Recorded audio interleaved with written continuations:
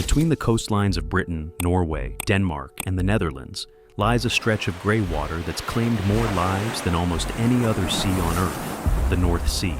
Cold, shallow, and violently unpredictable, it's been both a blessing and a curse for centuries.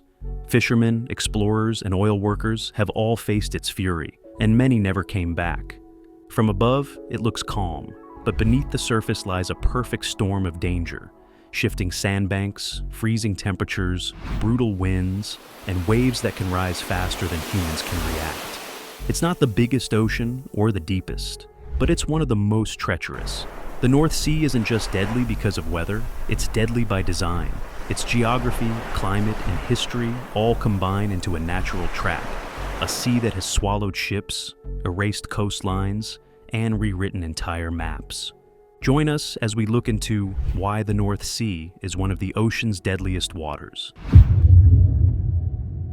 The first thing that makes the North Sea so lethal is its shape. Unlike the vast open Atlantic, the North Sea is shallow, barely 300 feet deep on average. That might sound harmless, but it's exactly what turns storms into killers. When strong winds from the Arctic or the Atlantic hammer these narrow waters, the energy of the waves can't escape downward. It's forced upward instead, making the sea erupt in steep, chaotic swells that seem to come from every direction at once. To anyone caught out there, it feels less like water and more like a living creature trying to throw you off its back. In winter, those waves can reach over 60 feet, slamming into fishing boats and cargo ships like toys, breaking holes and tearing steel apart with sheer hydraulic force.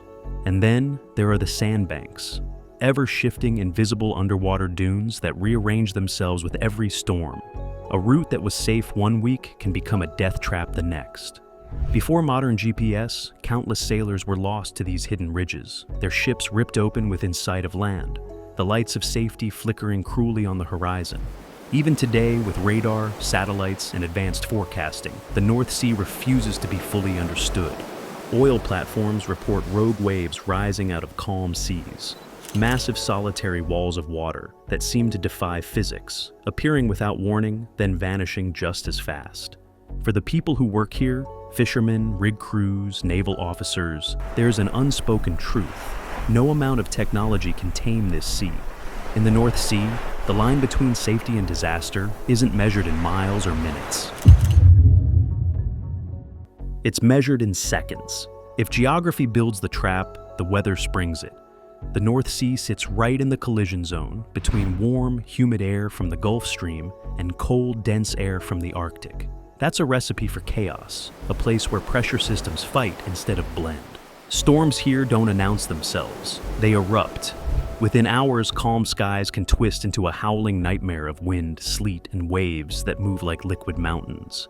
Wind speeds often hit hurricane force, and temperatures can drop below freezing in minutes. In those conditions, waves don't just crash, they detonate, exploding against ships with the weight of concrete. Salt spray turns to ice the instant it lands, layering decks, railings, and ropes in a thick crust that can add tons of frozen weight before the crew even realizes what's happening. A fishing trawler can become a floating glacier, slow, top-heavy, and doomed. And then there's the fog, dense, unrelenting, a gray curtain that swallows entire fleets. Even modern radar can struggle to read it. For centuries, sailors spoke of ghost ships and phantom lights drifting through it, not superstition, but survival stories whispered by men who lived through it. In 1953, nature delivered its deadliest reminder, a violent storm surge combined with high tide and hurricane winds, pushing the sea over 18 feet higher than normal. It broke through seawalls, flooded entire towns across the Netherlands and eastern England, and killed more than 2,500 people in a single night. It remains one of Europe's worst natural disasters, a moment that proved the North Sea doesn't need a tsunami to destroy. It just needs a bad day. The North Sea isn't just a natural danger, it's also one of the world's busiest and most industrialized bodies of water. Every day, its gray expanse swarms with oil rigs, fishing vessels, cargo ships, and tankers, all fighting for space in one of the roughest marine environments on Earth. That mix of human activity adds another layer of risk. The water here is cold, corrosive, and relentless. Eating through steel faster than most oceans, bolts weaken, machinery freezes, valves jam. And when something breaks, the consequences are immediate. Platforms explode, ships vanish. And when disaster strikes, help is often hours away, grounded by storms, fog, or seas, too violent for helicopters to reach.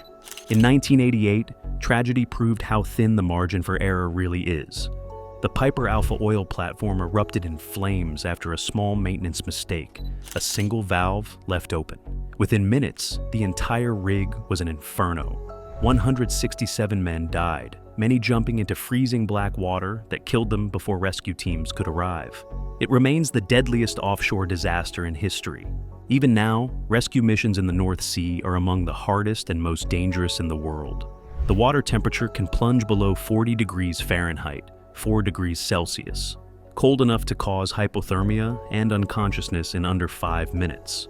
And when a ship goes down here, it usually happens fast.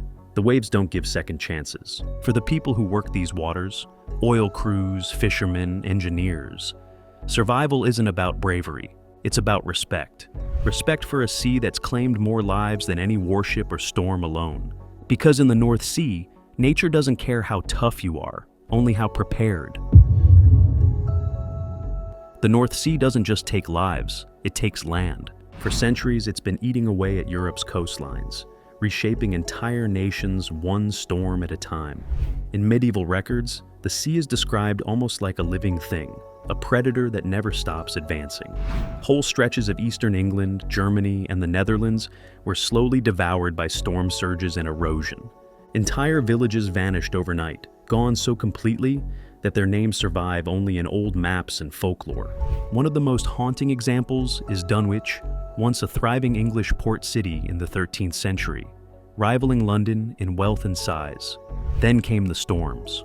Over centuries, wave after wave carved away its cliffs and streets until the entire town slipped beneath the water, street by street, church by church. Today, its ruins still rest beneath the waves, bell towers, walls, and bones scattered across the seabed.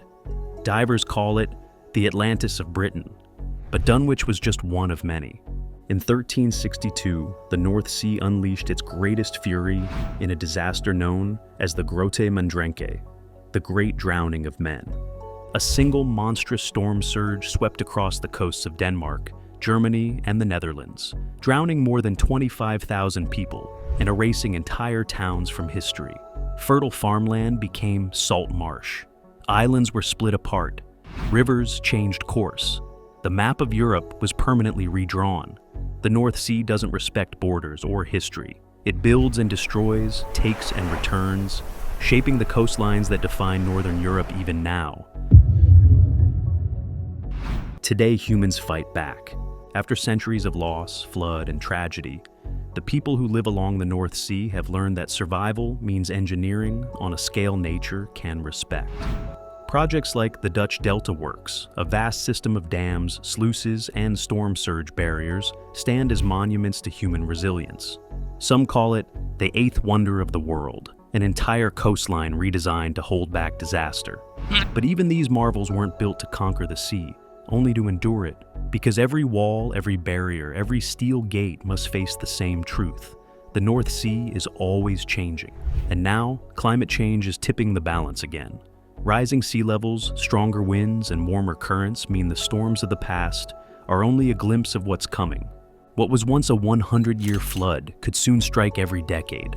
Engineers run simulations, governments prepare evacuation plans, and still, no one is certain. If another storm like 1953 hits again, even the most advanced defenses may be pushed beyond their limits. The North Sea has a long memory, and it never forgets where the land once was. To this day, people along its shores speak of the sea with both fear and reverence. They build their homes higher, strengthen their walls, and listen to the weather like it's a living voice. Because they know the truth, one passed down through generations of sailors and survivors. You don't live beside the North Sea, you live with it.